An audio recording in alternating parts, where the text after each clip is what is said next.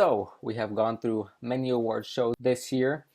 The Golden Globes, the Critics' Choice, the SAGs, the DAGs, the PAG. Now it's time for the big show, the Academy Award. And today, in this video, I'm going to give you my predictions for the Oscar winners before the big event happens this Sunday. So let's start off kind of small, but not too small, with the writing. So, adapted screenplay. So we have Brooklyn, which was amazing. However, compared to the other choices, the adaptation didn't seem too difficult to pull off, but they pulled it off well. Carol falls under the same umbrella. Very good movie, but not better than the other nominees. Room is a different story, and it's a very interesting concept adapted from the book. It was a spectacular movie. It was just a tight race between The Martian and The Big Short for me. While The Martian, it immersed me in this adventure where I actually thought I was on Mars. The Big Short delved into some topics I didn't know shit about. And the movie did an excellent job. It told the story well without making things confusing when very few people even understand what goes on in the world of banking. So my choice is going to be The Big Short. Now, original screenplay. Bridge of Spies was a movie that I believed was a true story, to be honest. I had no idea it was an original screenplay, so that's impressive. But the story was very by the numbers, and I loved the film. It was in my top 10. But I think others just outshine it. Straight Outta Compton was original, but it had a foundation, which was the group NWA. And I really like the film, but again, the other nominees are just stronger. So for me, it's a three-legged race with Inside Out, Ex Machina, and Spotlight. To be honest, the one I want to win is Ex Machina, as I felt it was extremely original and they put it off extremely well. But I don't think it's going to win. Spotlight is going to win. It was a masterpiece. It was told to perfection, and the story had to be told. Inside Out has a chance, though. It's probably the most adult-themed Pixar movie, or one of the most adult-themed Pixar movies I've ever seen. The concept was incredible, and they did a great job. So I'm not going to be shocked if Inside Out wins, but I think they're going to choose reality over anime. Let's knock out some of the technical categories. So we got costume design, a lot of great ones in this category. You got Mad Max, The Revenant, Carol, The Danish Girl, but my choice is Cinderella.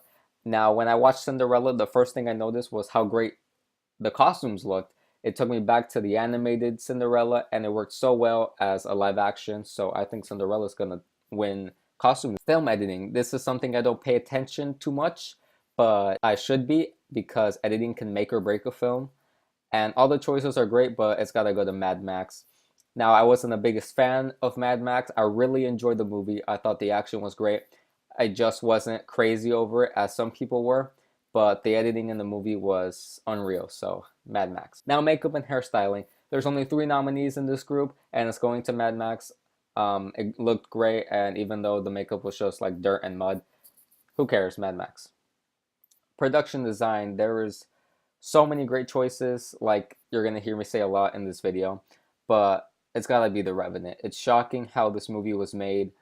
It was filmed in crazy conditions, almost all natural light, and it deserves this category just for the feat of making the movie.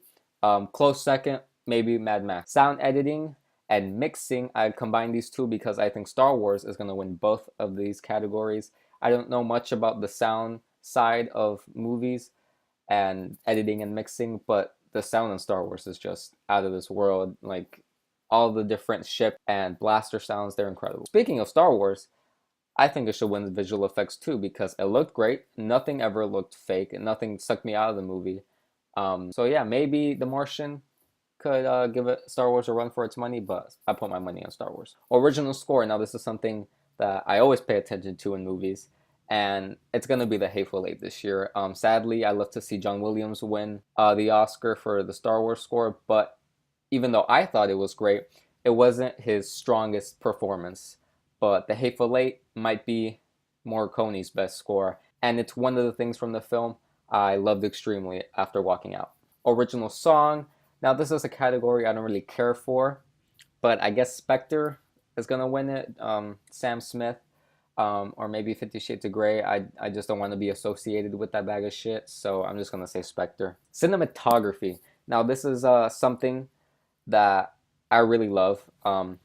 I always get chills from great cinematography, and I always pay attention to it in movies. And I gotta say, it's gonna be tight. Carol's out of the picture really just because the other nominees are way stronger. And I'd say Mad Max is out too. Hateful Eight was amazing to look at, but so were Sicario and The Revenant. But I'm going to pick The Revenant, however, because that movie, there's just random scenes of pure, there's just scenes of pure beauty, like in The Revenant, randomly. And I think Lubetsky is going to take home his third consecutive Oscar this year. That man is just uber talented. So Revenant's going to win cinematography. All right, so quick note before I move on, I'm not going to be talking about the short films or the documentaries or the foreign films just because I haven't seen them, so I don't want to give my predictions without having a valid opinion. All right, on to animated picture. Inside Out's winning this by a landslide. Nothing really stood in its way. I loved Anomalisa, and I wanted to win over Inside Out, but if it does win, I'll be extremely shocked because Inside Out was just incredible. Now we're getting into some of the good stuff here. Actress in a supporting role. All great performances. Very tough to choose, but my head and my heart goes to Alicia Vikander. I love her so much as an actress, and she has come out of the gates flying this year. She deserves the Oscar, I think. However, Kate Winslet was very strong in Jobs this year, and I'll be devastated if Vikander doesn't win this year. So that's my pick.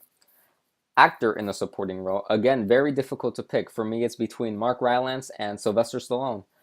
My heart goes to Stallone, really, because I loved Creed and I loved Rocky, seeing Rocky back. And it's probably Stallone's best performance since the original Rocky. That being said, Mark Rylance was my favorite part of Bridge of Spies. So I think Rylance is going to get the Oscar. But I wouldn't be mad if Stallone got it, though. I'd actually be really happy. So that's my pick.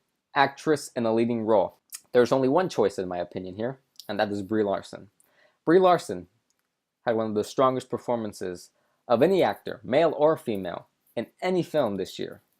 She went from being in some small roles in comedies like 21 Jump Street to being in these great dramatic roles in amazing movies like Short Term 12 and Room this year.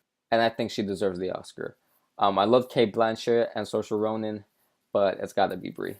Actor in a leading role. Another very hard choice, and that's what the Oscars should be, so it's good, right? Now, from these five, the two ones at the bottom for me are Bryan Cranston and Matt Damon. I think they both did a great job in their movies. Damon had one of his best performances since Good Will Hunting, and Cranston just showed us how much potential he actually has. It's again the three-man race.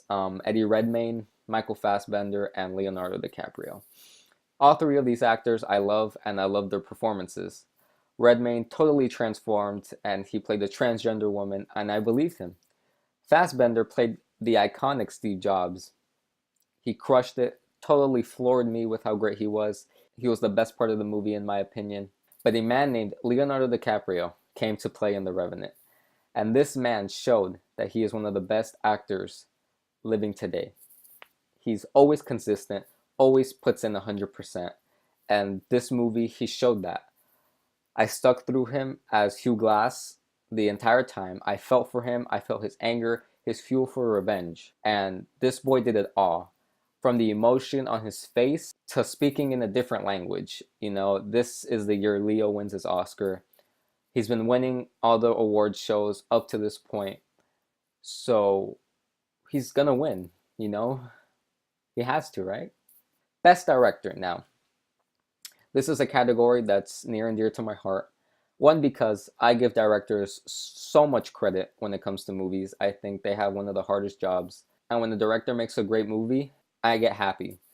So all these directors could win this award, really. They all had hard jobs at hand, and they all made superb movies. Lenny Abramson with Room, Adam McKay coming out of his comfort zone, which was comedy, to making this movie that was actually quite funny, but a dramatic piece like The Big Short. 30 years after the last one, George Miller comes back to direct Mad Max Fury Road. Tom McCarthy gave us a masterpiece in Spotlight that touched upon one of the most sensitive topics in our society. But my pick to win Best Director is the visionary mastermind, Alejandro G. Iñárritu. Now, I may be a little biased about this because he is Mexican and so am I, But when stepping back, and I really thought hard about this, what he did in The Revenant, I don't think anyone else could have done. I was never bored. I was always on the edge of my seat, and he crafted that movie to perfection. Um, and I think he's gonna win it. He's gonna be the first director to win back-to-back Best Director Oscars since the late John Ford did it so long ago. And we wrap up this video with the Best Picture. The final award given out at the Oscars. 8 nominees this year. I saw them all. I love them all. However, to me, there's one, maybe two possible winners. My runner-up is Spotlight. Now, this is a movie that hit me really hard, and I wouldn't be surprised if it won Best Picture, you know? As a whole, it might deserve it more than the one I'm actually choosing for what it touches on and the great ensemble cast, you know. Mark Ruffalo, Rachel McAdams, they were nominated for acting roles. Michael Keaton did it again, you know, back-to-back years doing great performances. Leo Schreiber was incredible in the movie, but my pick is The Revenant. As I said before, I love this film. I was in total awe while watching it. It blew me away, you know. What can I say? The Revenant, to me, in my opinion, was the best film of the year that was nominated. So that is my choice for Best Picture.